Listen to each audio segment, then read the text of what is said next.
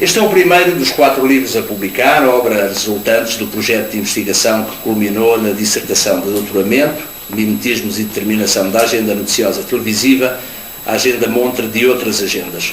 Como terão reparado, o livro aqui apresentado sai em simultâneo com o outro, Terceiro Mundo em Notícias, em direto do inferno.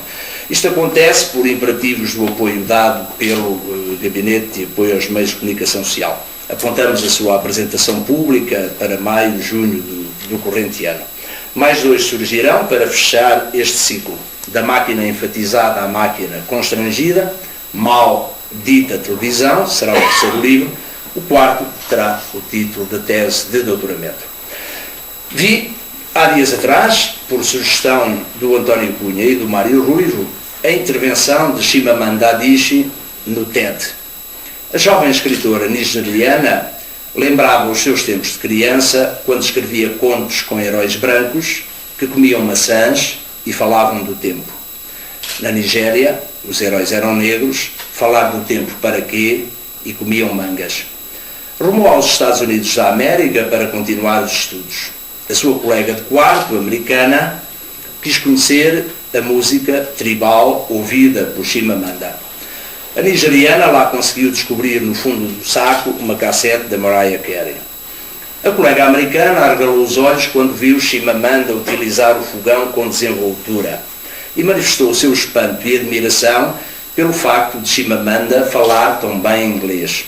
É a língua oficial da Nigéria, mas tudo bem.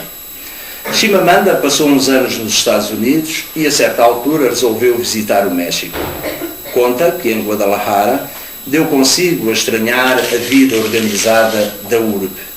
Depois de vários anos nos States, ela que já tinha abandonado os heróis brancos comendo maçãs, conseguiu a custo não se espantar pelo facto dos espanhóis falarem tão bem espanhol. Chimamanda contou-nos tudo isto num manifesto contra a história única. Quando jovem, a sua história era única. Tinha que meter brancos comendo maçãs e falando do tempo. Para a colega americana, havia também uma única história sobre a Nigéria ou sobre esse país de seu nome, África, como aparece por vezes, ela o diz, nos televisores dos aviões da Virgin. Poucos anos nos Estados Unidos foram suficientes para Chimamanda se distrair e construir uma história única dos mexicanos, bigodudos, pançudos, assobiando cielito lindo de manhã à manhã seguinte. Convoquei Chimamanda para esta apresentação porque o livro A Informação ao Serviço da Estação se pode constituir modesto contributo contra a história única. Não estava nas previsões de ninguém que o seu lançamento coincidisse com o triângulo infernal que nos tem dominado nos últimos tempos, vértices de nome política, média e justiça. Na vertigem, os vértices viraram vórtices, sugadores implacáveis, do mínimo ético indispensável para uma vida em sociedade. Vistas as coisas da foz do vórtice, cegamos tanta lama expelida e com tamanho frenesim. Perdoem-me a inconfidência, mas acho que há maus malandros a mais em toda esta história. E nela, há alguns passeando-se prazerosamente por entre os pingos da chuva ácida. Refiro-me aos média, aos jornais, à rádio, à televisão. O livro trata apenas de algumas malfeitorias despejadas pelo jornalismo televisivo. No jornalismo televisivo há promoções a mais, há silêncios comprometedores, verdadeiros apagões noticiosos e há desvirtuações graves, merecendo lugar de destaque no pelourinho das falhas deontológicas. Olhando ao produto acabado, rendo-me à evidência, à clarividência educadamente assintosa do pivô de telejornais, que me dizia, a quando das semanas de observação direta nas redações televisivas, esta pergunta do seu inquérito não faz sentido. Ok, eu vou responder, mas não faz sentido. Se as notícias estão muito ou pouco contaminadas pelo infotainment, em televisão é tudo infotainment, é tudo divertimento, não há como dar a volta a isso.